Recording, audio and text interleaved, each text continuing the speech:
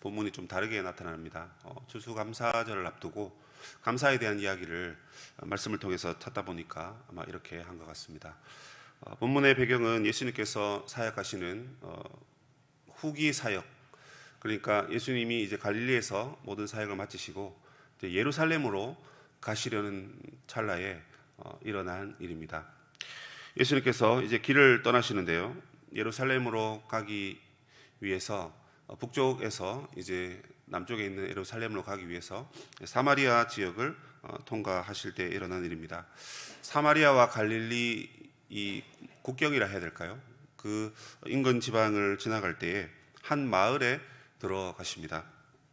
그런데 이 마을에 들어가니까 나병 환자 10명이 예수를 만나 멀리 서서 이렇게 되어 있습니다. 예수님께서 이 마을로 들어왔을 때 이 나병 환자 10명이 예수님을 먼저 알아보았다라는 의미입니다. 알아보고 그 다음에 예수님께로 향해서 멀리 서서 소리를 질렀습니다. 당시 나병 환자라고 하면 이제 부정한 사람입니다. 어떤 면에서 부정합니까?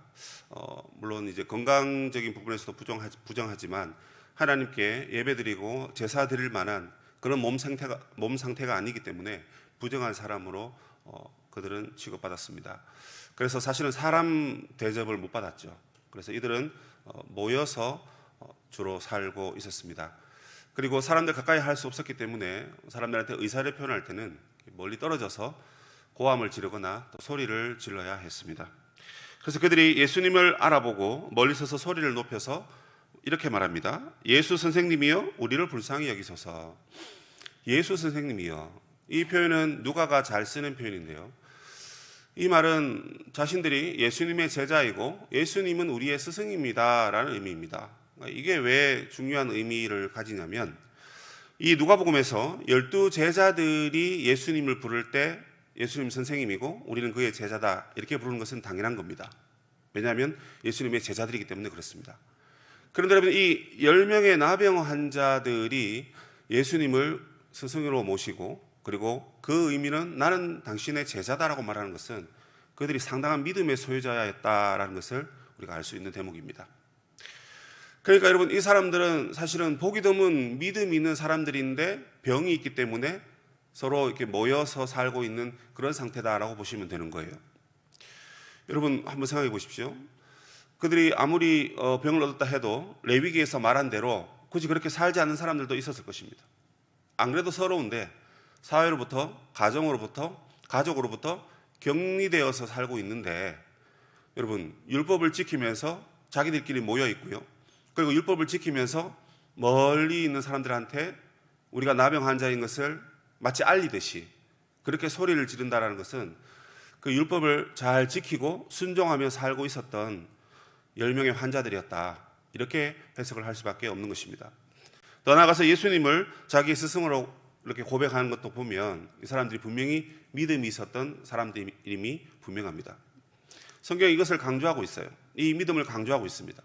그 믿음이 여러분 나중에 가서 또 한 사람에게서 나타나는데, 어쨌든 예수님께서 그들의 믿음을 알아보셨는지 우리의 몸을 불쌍히 여기고 긍휼히 여겨달라고 했을 때 예수님은 그들을 뿌리치지 않으셨습니다. 그래서 예수님께서 이렇게 말씀하십니다. 제사장에게 가서 내 몸을 보여라, 이렇게 말씀합니다. 이게 뭔가 앞뒤가 안 맞죠? 우리가 여러분 몸이 아플 때, 야 여기 가면 용하더라, 저기 가봐라, 여기 가봐라, 병원을 소개해주고 또는 인간요법을 소개해 주시든지, 그래서 병이 고침받고 내가 고침받았다는 것을 확인하기 위해서 제사장에게 가야 합니다. 그런데 여러분 예수님께서는 만나자 말자 가까이 만나지도 않았습니다. 멀리서 소리치는 걸 보고 그들이 믿음이 있음을 알고 제사장에게 그냥 곧바로 가라. 예수님이시니까 이렇게 말씀하실 수 있는 것입니다. 왜요? 확실하게 고칠 수 있는 능력이 있으시기 때문입니다. 그리고 이 10명은 여러분 그 말을 듣고 주저하지 않고 그냥 곧바로 갑니다. 아니 저런 얘기를 해? 조금 우리 상태를 좀 더 지켜보고는 어쩌고 저쩌고 설명을 해주지. 사실 그 말 자체가 필요 없습니다. 왜냐? 예수 선생님이여라는 이 말 앞에 당신이 나를 고쳐주고 당신이 스승이니까 제자는 우리를 책임져 줄 수 있지 않습니까? 그러니 우리를 불쌍히 여겨달라고 여러분 그렇게 말하고 있는 것입니다. 그들의 믿음을 단번에 알아본 주님은 제사장에 가서 보이라 하시고, 그리고 바로 이어서 본문은 말하기를 모두 다 고침을 받았다, 이렇게 진행이 됩니다. 자, 그런데요, 그 중에 한 사람이 자기가 나은 것을 보고 큰 소리로 하나님께 영광을 돌렸습니다. 그리고 그는 예수님께 나와 발 아래 엎드려서 감사를 했습니다. 그런데 성경은 그 사람을 사마리아인이다 이렇게 얘기합니다. 앞서 11절에 보시면 여러분, 이게 이제 예루살렘을 가는 길에 사마리아와 갈릴리 그 사이를 지나가시더라 했습니다. 자, 보십시오. 이게 이제 사회로부터 격리되기 때문에 그 마을에 살지 못하는 거예요. 그러면 뭐 다른 마을에서는 뭐 그 사람들을 용납해 주겠습니까? 용납을 못 해주죠. 그래서 밀려나다 보니까 사마리아 경계 지역까지 간 겁니다. 유대인들은 여러분 몸서리치도록 사마리아 사람들을 싫어했습니다. 뭐 잘 아시지 않습니까? 북이스라엘이 멸망하고 난 다음에 그 아수르의 정책이 뭐냐면 혼혈 정책이었습니다. 그러니까 이 나라의 민족성을 모조리 무너뜨리기 위해서 아수르 사람들을 그 북쪽 북이스라엘 지역에 보내가지고 그 사람들과 함께 결혼하며 살게 했습니다. 그러다 보니까 정통 유대인들이 아니잖아요. 혼혈족입니다. 그래서 이제 예루살렘에 또 남쪽에 사는 사람들은 북쪽에 사는 그들을 싫어했습니다. 너희들은 정통 유대파가 아니다, 그죠? 싫어했습니다. 그러다 보니까 그 역사가 쭉 흘러내려왔는데 갈 데가 없으니까 사마리아까지 갔고, 그 사마리아 지역에 있는 나병 환자들이 또 있었을 거 아닙니까? 그러니까 또 북쪽에서 밀려오고 남쪽에서 밀려가고 이러니까 같이 만나서 지내다 보니까 이 10명이 한 마을에 살았던 것 같습니다. 일종의 나환자촌이라고 볼 수 있겠죠. 그런데 10명이 고침받았는데 한 명만 고침을 받았습니다. 예수님이 꼭 찍어서 말합니다. 그 9은 어디 있느냐? 또 콕 찍어서 말하기를 왜 그 한 이방인만 나에게 감사하다고 다가오느냐? 이 본문의 핵심은 사실 감사절이니까 이제 감사합시다, 이제 이렇게 이제 끝나야 되는데, 사실은 여러분 이건 이제 감사하지 않는 9명 때문에 예수님이 지금 한탄하시는 그 얘기입니다. 자, 이런 거예요. 예수 믿은 지 오래된 분들이 계시고, 또 교회에는 이제 갓 예수 믿은 분이 계십니다. 그런데 교회에 아주 귀한 공통적인 어떤 중요한 은혜가 임했다고 칩시다. 모두 다 기도의 응답을 받고 그날따라 집회에 강사가 오셔가지고 우리에게 은혜의 말씀을 주셨는데 다 아멘하고 보니까 우리 문제가 다 해결됐단 말입니다. 자, 다 해결받았습니다. 그런데 예수 믿은 지 오래된 분들은 그걸 당연하게 생각하시고 별거 없네, 싱겁네, 다른 거 없나 이러고 그냥 툴툴거리면서 집에 갔다고 칩시다.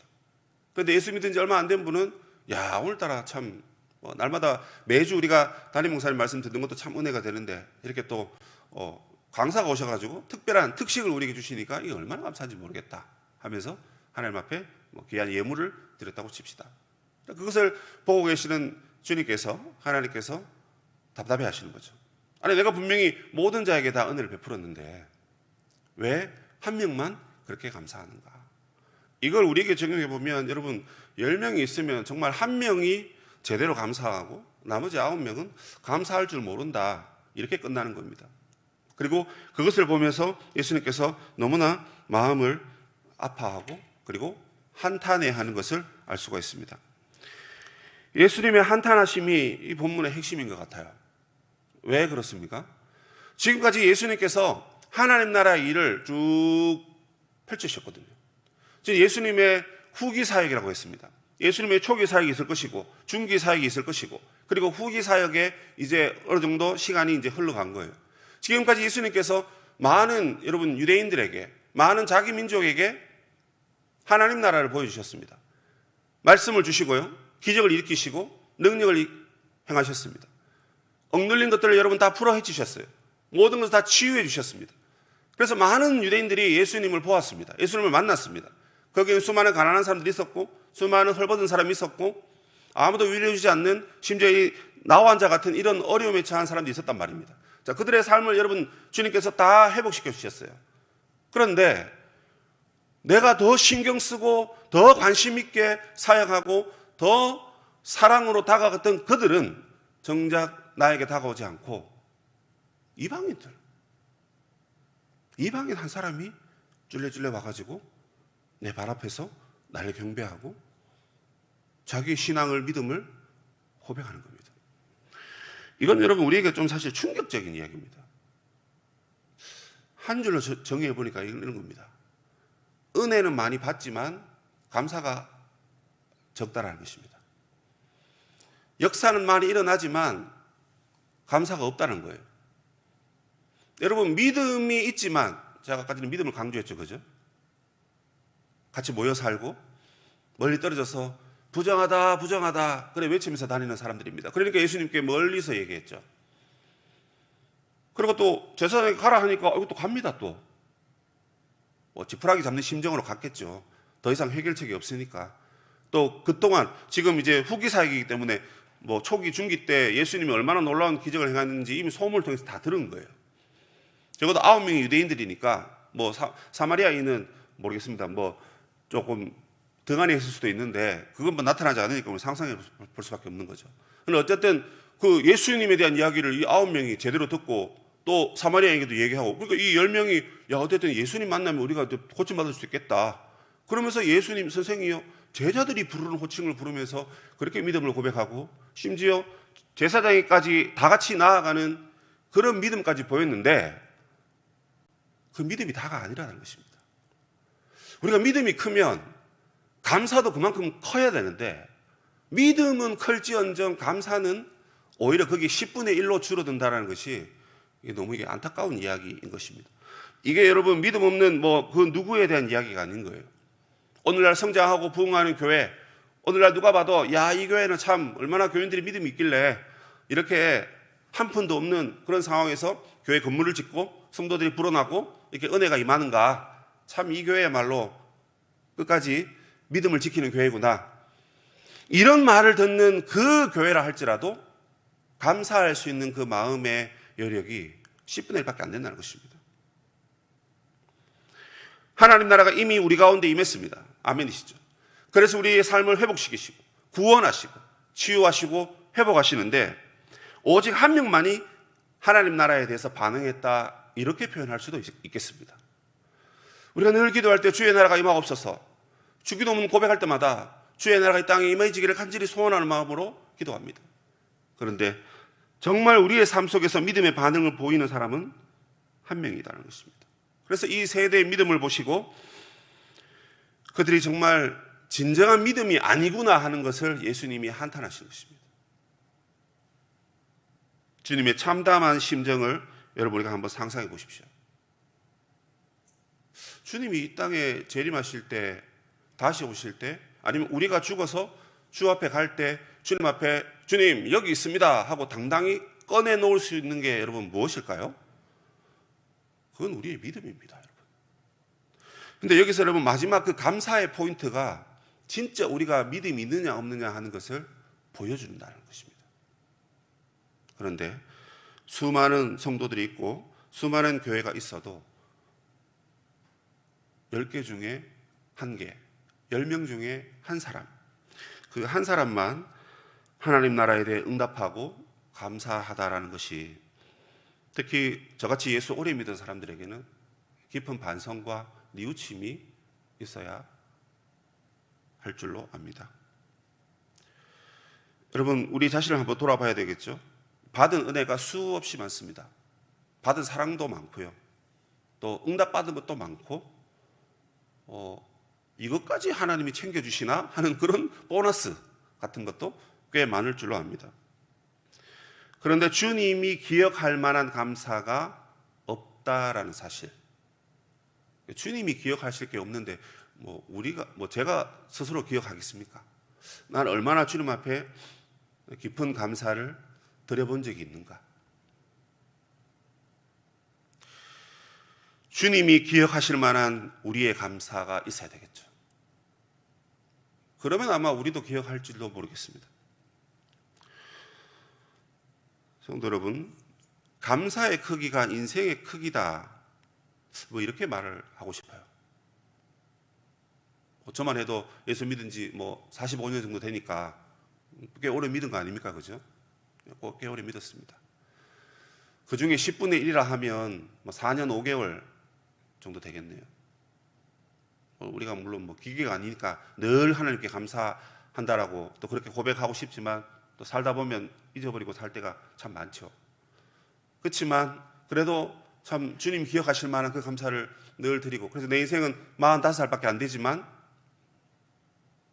내 감사의 크기가 최소한 40 또는 뭐 욕심내면 45세 나는 늘 감사했다, 좀 이렇게 고백이 돼야 되는데, 뭐 인생은 자꾸 나이는 쌓여가는데 감사는 자꾸 줄어요. 자꾸. 예, 그러면 참 안 되겠죠. 옛날보다 형편은 더 나아지고 상황도 더 좋아지고 또 인생을 바라보는 어떤 안목이나 이런 것들이 점점 넓어질수록 더 넓은 마음을 가지고 하나님 앞에 더 감사하는 그런 인생들로 가야 되는데, 아이고 뭐 나는 뭐 예수 믿은 지 오래됐고 당연한 거 이렇게 생각하면 감사의 인생이 될 수가 없는 것입니다. 여러분 기억하십시오. 감사의 크기가 여러분의 인생의 댐댐이의 크기다. 주님 앞에 우리 자신을 돌아보면 좋겠습니다. 하나님께서는 우리 모두가 이 큰 나라가 되기를 바라시죠. 큰 하나님의 나라가 되어서 하나님의 뜻을 받들기를 바라십니다. 자, 그러려면 우리의 인생이 커지려면 우리의 감사가 커지면 좋겠다, 그런 말씀을 드리고 싶어요. 이제부터라도 여러분 우리 감사하며 살면 좋겠습니다. 제가 영역을 3가지 나눠봤는데요. 첫 번째는 일반적인 것을 감사하자라는 것입니다. 이 아침에 벌떡 일어난 것도 감사한 거죠. 나는 건강하니까 늘 잘 일어났어, 그런 분들 계시겠죠. 근데 이게 여러분 일반적인 것을 두고 감사하는 것입니다. 매일의 삶을 두고 감사해야 되는 것입니다. 우리에게 좋은 부모님 주신 것, 좋은 형제를 주신 것, 좋은 믿음의 동역자를 주신 것, 이거 감사해야 됩니다. 우리에게 일할 수 있는 은혜를 주신 것, 나에게 사역지를 주시고 나에게 일할 수 있는 터전을 주신 것, 이거 전부 다 일반적인 감사로 할 수 있겠습니다. 두 번째로 여러분 특별한 것을 감사했으면 좋겠습니다. 우리가 구원받은 것, 이거 특별한 거잖아요. 특별 은혜라고 그러지 않습니까? 이거에 대해서 여러분 감사합시다. 날마다 감사합시다. 또 이번에 여러분 우리가 수능 치는 아이들이 있죠. 6년, 3년에서 12년, 또 그 전부터 계속해서 20년 동안 내 품에 넣고 그래도 예쁘게 키운 자녀들인데, 이번 어쨌든 수능을 또 칠 수 있는 은혜를 주신 건 너무 감사한 거 아닙니까, 여러분? 결과에 어찌됐든 간에 여러분 지금까지 달려오게 하신 그 하나님의 은혜에 감사하면 좋겠습니다. 또한 우리에게 여러분 날마다 베푸시는 하나님의 은혜가 있을 것입니다. 각자 다 다른 은혜를 받았어요. 그 은혜에 대해서 하나님 앞에 감사하면 좋겠습니다. 그리고 세 번째, 그리 아니하실지라도 감사하자는 것입니다. 우리의 아픔을 감사하고요, 우리의 상처를 감사하고 우리의 여러분 가난함도 하나님 앞에 감사합시다. 내 뜻대로 해결되지 않는 그 무엇이 있을 것입니다. 그것은 아직까지 내가 받을 만한 때가 안 됐기 때문에, 그건 하나님의 뜻이 아니기 때문에, 그거는 하나님의 나라와 교회를 위해서 유익한 것이 아니니까 하나님이 안 주실 수 있잖아요. 그것도 감사하자는 것입니다. 어떻게 내 인생이 뭐 내 뜻대로 모두 되면 좋지만 그렇지 않을 수 있잖아요. 싫은 소리 들을 수 있고 잘못된 일들이 나타날 수 있습니다. 하지만 우리의 인생은 여러분 감사하는 인생이 되어야 되기 때문에 그리 아니하실지라도 주님 앞에 감사하는 저와 여러분의 삶이 되면 좋겠습니다. 인생의 마지막 순간까지 늘 하나님 앞에 감사로 지내신 우리 주 예수 그리스도의 은혜를 여러분 기억합시다. 주님은 부족해도 감사하셨습니다. 오병이어 그 한 어린아이의 도시락밖에 되지 않는 그걸 두고도 하늘을 우러러 축사하시고 감사하시고 사람들과 나누어 드셨습니다. 예수님도 여러분 실패하신 적이 있었습니다. 막 복음을 전했는데 화했을진저 고라시나 화했을진저 베세다야, 내가 너희들에게 선포한 이 복음을 두로와 시돈에게 행했다면 이미 그들이 회개하고 내 복음을 받아들였을 것이다. 이 고얀 놈들, 이 너희들이 내가 이렇게 애쓰고 신경 썼는데 오히려 어떻게 내 복음을 거절하느냐. 그러나 아버지 하나님 참 감사합니다. 이 복음을 어린아이들에게는 깨닫게 하시고 듣게 하셔서 그들로 하여금 믿게 해주셔서 감사합니다. 예수님께서 이런 감사의 제목을 하나님께 고백하셨습니다. 전도에 실패했습니다. 어른들이 믿지 않았어요. 어린아이 몇 명 믿었습니다. 그 실패한 가운데도 주님이 감사하셨습니다. 더 놀라운 사실은 나사로가 이미 죽은 지 사흘이 되고 나흘이 되었는데 그 무덤 앞에서 주님이 이렇게 말씀하십니다. 아버지여, 내 말을 들으신 것을 감사합니다. 그러고는 그 나사로를 살리셨습니다. 슬픔의 자리에서도 주님이 여전히 감사하셨다는 겁니다. 더 놀라운 사실은 주님이 십자가를 감당하시기 12시간, 15시간 전에 제자들과 함께 떡을 떼고 그리고 잔을 나누시면서 하나님께 감사했습니다. 여러분, 우리의 남은 인생이 얼마인지 모릅니다. 그죠? 원망과 불평하면서 살기에는 시간이 너무 아깝지 않나요, 여러분? 그러므로 여러분, 우리가 얼마 남지 않은 이 시간 동안 주님이 이렇게 늘 하나님께 감사하며 사셨던 것처럼 저와 여러분도 그 9은 어디 있느냐 했을 때 주님, 저희들도 감사하고 있습니다. 그 9 여기 있습니다. 짜잔 나타나서 주님 앞에 감사하는 우리의 인생이 되었으면 좋겠습니다. 택배 아저씨들한테는 감사합니다 이런 얘기 잘 하죠. 택배가 고마우니까. 그런데 우리에게 자기의 생명을 주신 우리 주님께 대한 감사 잊지 말고, 감사절이라서 감사하는 것이 아니라 우리 감사의 크기가 우리 인생의 크기라 하는 것을 기억하면서 늘 하나님 앞에 감사하는 인생들이 되시기를 주님의 이름으로 축복합니다. 아멘. 하늘에 계신 우리 아버지, 아버지의 이름을 거룩하게 하시며 아버지의 나라가 오게 하시며 아버지의 뜻이 하늘에서와 같이 땅에서도 이루어지게 하소서. 오늘 우리에게 일용할 양식을 주시고 우리가 우리에게 잘못한 사람을 용서하여 준 것 같이 우리 죄를 용서하여 주시고 우리를 시험에 빠지지 않게 하시고 악에서 구하소서. 나라와 권능과 영광이 영원히 아버지의 것입니다. 아멘.